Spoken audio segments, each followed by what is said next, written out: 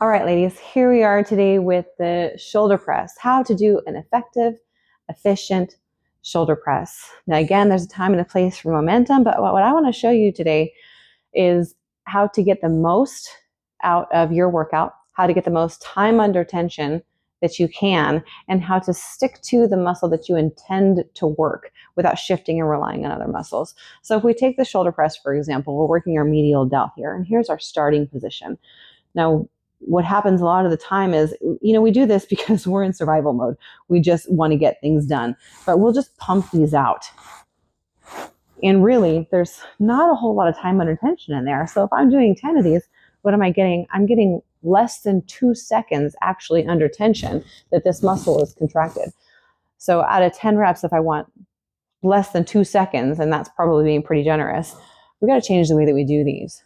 Here's our starting position. And again, before you start your move, you flex. Find the muscle that you want to work. So I'm focusing on my medial delt and flexing it here. When we start, we're going to come up and we're shortening this muscle, bringing this point to this point.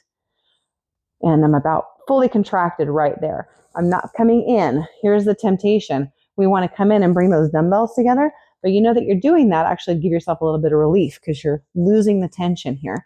So up, up, up, up, up, up, and about here, I'm fully contracted.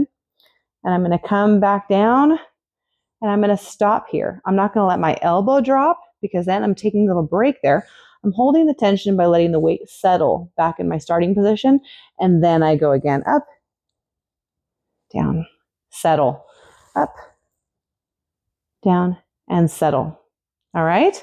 So that is how we do an effective and efficient shoulder press, getting the most time under tension that we can and the most out of the move that we can without turning it into momentum or shifting muscle groups. So stay tuned for more on effective, efficient workouts.